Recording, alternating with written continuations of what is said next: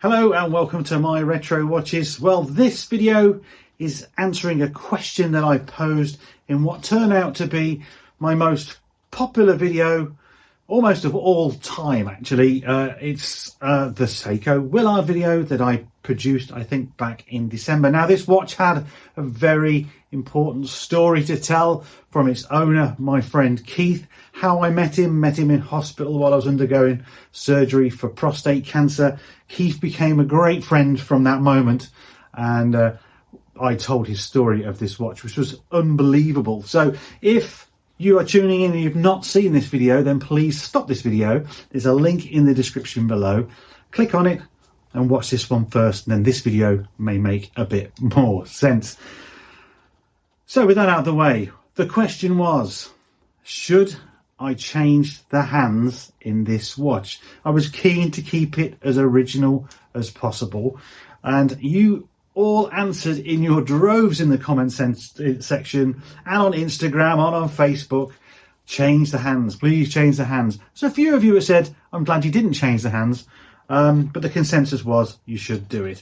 Now, of course, it isn't my watch, and I actually haven't asked Keith to do this, but I thought, well, stuff it, I will do anyway. It's a bit of a treat. They are bit far gone with the rust. We'll show that again in just a moment for you to see. I've managed to find some aftermarket hands that say that they fit a 6105, because that was my original problem. I did go looking, but most of them are for the mod community that are modifying well, an H35, that sort of movements, and I don't think they're compatible. However, I have found a set. So this video, we're going to put the hands on, have a look at what the watch is going to look like with new hands. I'm meeting Keith for the first time since he gave me this watch. Meeting him in just a few days. We're going to go out for lunch and maybe try and catch it on film if he wants to come on film, to see that moment when he's reunited with the watch and all of the memories that this now brings him. He is absolutely amazed by how this video has gone and how many people have watched it. So yes, it's going to be a great meetup, and if I can catch any of that on the film, then it will be on the back end of all of this, so stay tuned. So I'll stop rabbiting, let's cut to the bench and have a look at the watch and change the hands. Here's the watch in all of its glory. Gets plenty of light reflection from that crystal. Just a bit of a refresher for you really as to how it looks. I will take the movement out in just a moment and we'll put it on the microscope so we can see those pesky hands in all their glory. Pleased to say that the watch is running great. I have worn this on and off, a day here, a day there, just to make sure it's being okay and enjoying it. Keith allowed me to wear it, so I thought, well, why not? So there we go. This is the aftermarket set of hands, if I can get them in shot. There we are. Nothing special particularly. These have come all the way from Holland, from a seller that I've bought all kinds of stuff from in the past, and that is Speed Timer Collection. I think a lot of you might know who they are. I'll leave a link perhaps down below as well. You can check those out. Great for parts and donor watches. So hopefully these are going to fit and possibly transfer the look of the original, because it is, you know, it is a bit sad because they've rusted away. Not on the shot there very well, am I? They've rusted away. So it is harder to tell the time than I'd like really on the wrist. So let's stick it on the microscope, have a look, and then change the hands. Here we are on my new digital microscope. I've got a much bigger one, and this will be reviewed actually on the channel very soon, because it's got some qualities that I think you all might want to hear about. Now, before you start screaming at the screen now going, that dial looks disgusting, it looks dirty, all those little flecks of white dust, I can tell you now that it doesn't come off. This is original staining. Well, yeah, that's probably a bit of loom. That is a bit of loom, look, I can see it. So that's probably actually what some of that is as well. Remember, this watch had a little bit of a hard life, and you can see that again in the hands. If we look at the hour hand there, if I can try and get it in a little bit more focus, that's particularly rusty. So is that minute hand, and equally the second hand there. Now this microscope can get pretty damn close, so let's get as close as we can. Okay, there we go. It's pretty grim, isn't it? I can actually get a little bit closer than this, would you believe? But I think that's plenty good enough. A lot of moisture got into this watch and definitely played havoc. But let's face it, this was, I can't remember now, was it 200 meters down, something like that?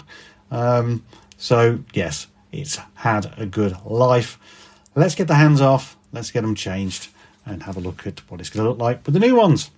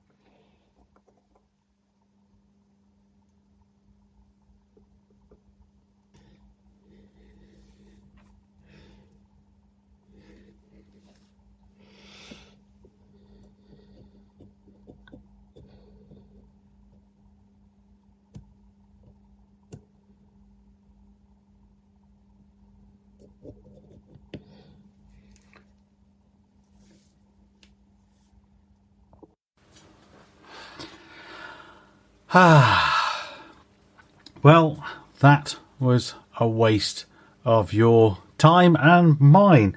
These aftermarket hands are absolutely rubbish, and I'm going to take them off. The hour hand has gone on fine. The minute hand was a complete and utter nightmare. It didn't actually fit the post at all. I've had to try and broach it, and in doing so it also bent the hand, but the hand was already bent the opposite way to start with, so it was fouling on the minute hand. And then the second hand, well, I'm not even going to try to show you. I'm pretty good at fitting second hands, and I can't fit this one, as you can see. And you know why? It's quite straightforward, really. That tube on the back does not fit the pinion, and if you think that I'm going to either try and broach the hole on that one or try and force it on this, you know, now significant watch, no, I'm just not going to risk it at all. Really disappointed in Speed Timer Collection. Wasted my money, wasted my time and your time. So, but live and learn. You guys told me to change the hands. I kind of thought it'd be a good idea, but realistically, I can only change the hands on this if I have a better set of genuine ones, and they're not going to come up anytime soon.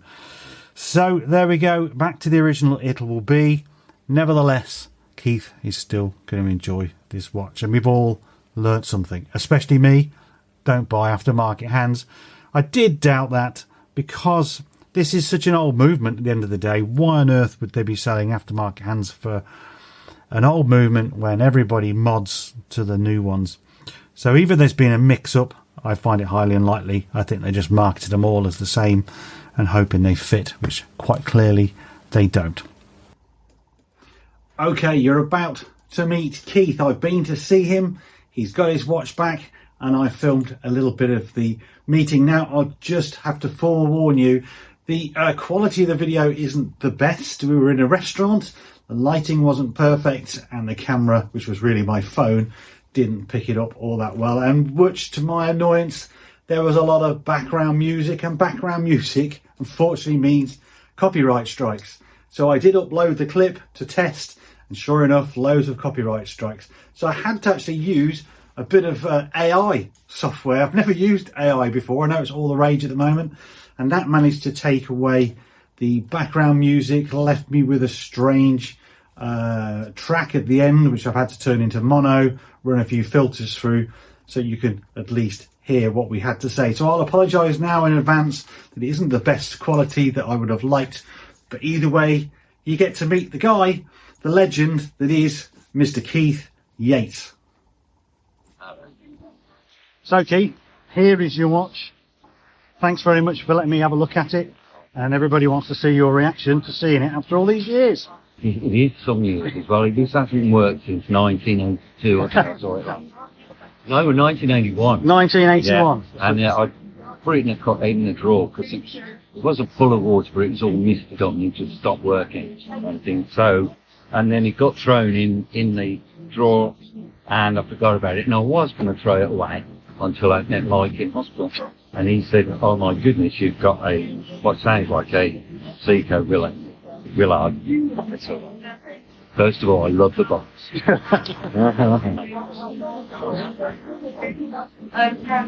is a new watch. It is your watch. It is. This isn't my watch. Oh my goodness. Yeah, no joke. There you go.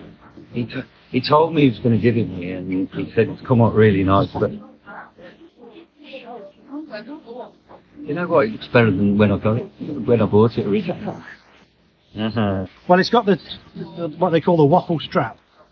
So that's what Seiko would have supplied a lot of them with originally, and that is now a remake of that strap by a company called Uncle Seiko. Uncle Seiko. Yeah. So they've, rehashing the stuff that you can't buy anymore. You know what? I think it's nice. The original strap. The original strap is quite. Was it quite hard rubber? Yeah. This would be brilliant. There we go. And for the authenticity, we've kept the crystal, which doesn't mean anything really. But I have actually found there's a friend of mine on Instagram. I'm trying to think of what his name is now. A psychopath, a guy called Gareth. Yeah. Gareth's given me a connection to somebody who can now relap and repolish original Seiko crystals. Which is because you need a special diamond tool for that. So that obviously being the original one, if you ever wanted to put it all back to factory, I think it's 35-40 quid to get the crystal done. But it's just part of the history of the watch. All those scratches and everything else that's on that, you put on it. Every single one of those, maybe some in your drawer as well, perhaps. So they're all well earned. I was saying to you, I didn't understand how the weld stuff from our time. And like I said, it was when I came out in the Navy, I went on a welding course for 2 years, and I was a terrible welder. But I obviously got most of the weld on the watch, and now it's got a new crystal. Now I've got a brand new one. Now you can tell the time again. Oh my goodness. With the original hands, unfortunately. Or fortunately. It's authentic, doesn't it? It's like it. I mean, that could be offered. I've just bought it, kind of thing. So, I'm so pleased. I can't tell you. Well, I'm kind of hoping, really, that, at the end of the day, that's your memories. That's your early, your life in the Navy and your life diving. And we all have objects, don't we? That we do. And that you reflect your life on. And you can look at that and go, I remember all them times. You remember your mates and what you did with that. Yeah. And that's what it's all about. And so to be able to do that for you, after what you did for me in hospital especially. And you were good for me. Well, we became good friends, but it was irrespective, I was in a dark place, ended up having a great banter about guitars and watches, which is... And we've got to have cannot get any better than that. I can't say thanks. So... Like to say, it was just a piece of junk in the drawer, now it was never going to be a piece of junk. When you told me you got a Seiko and you used to dive with it could only really be one or two types of Seiko. So I love it. Thank you so much. No, you're welcome, Keith. Welcome. Thank you. And before we go, Keith's actually wearing at the moment his Rolex. And so I will be taking maybe some video or some photos of that shortly, because we all need to see possibly the Seiko and the Rolex next to each other, I think. So there we go. So thanks for being a sport, and thanks very much for lunch, Keith. Thank you. You're welcome. Well, one looks like it's seen more action than the other one. I know. Not a lot though. Which one are you thinking? Seiko. So here's the Rolex Sea Dweller Double Red, 600 meters of water resistance, which of course Keith would have needed for the depths he was going. And just look at the bubble crystal that's on that to keep that watertight. It's also got a small helium escape valve on the left hand side, which I didn't show in this video. This was towards the end of the day for us, and just trying to get some shots on the outside. But again, the camera I had wasn't all that great, but I managed to grab a wrist roll for it. This is going to be the most expensive watch I've ever had or will have on my wrist, no doubt. I think it looks really, really good. So cheers, Keith. Thanks for that opportunity. So what do you think of Keith? The guy is an absolute legend. We sat there for over 4, maybe 4.5 hours, just chewing the fat, talking about his life, my life. Keith has got some fabulous diving stories from his adventures back in the Navy and in the saturation diving world as well. Silly little things that the divers used to do to each other, like putting, flies in people's helmets before they go under the ocean, knowing full well that I can't get to it. I mean, just little practical jokes that most guys play on each other all the time. But you would have thought in that sort of environment that jokes would be the last thing is on your mind. But hey, blokes are blokes, aren't they? So all I've got left to say really is, first of all, thank you to Keith. We all know the story and our friendship now. It was great for him to lend me the watch to recover for him and get it working again.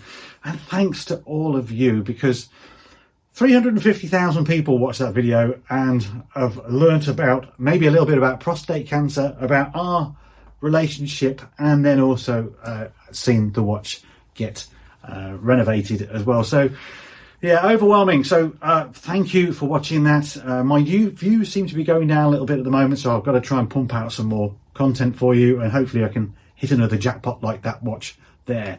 So please like this video, comment below. I'm going to read every one. I'm sure Keith might be reading some as well, so if you wanted to leave him a message, I'm sure he would read it. More videos to come. Follow me on my socials. Go over to Instagram, My Retro Watches. I'm on there posting quite often about either what I'm wearing or what I'm doing at the time. Join the Facebook group, Retro and Vintage Watches and Restorations. All these links are going to be in the description box below. If you're new to the channel, you like what you're seeing, consider subscribing. That's all I will ever ask of you guys. I'll see you soon. It looks like there's a very vintage or 100-year-old Omega that is going to be coming to the channel very, very soon. So stay tuned for that. Bye for now.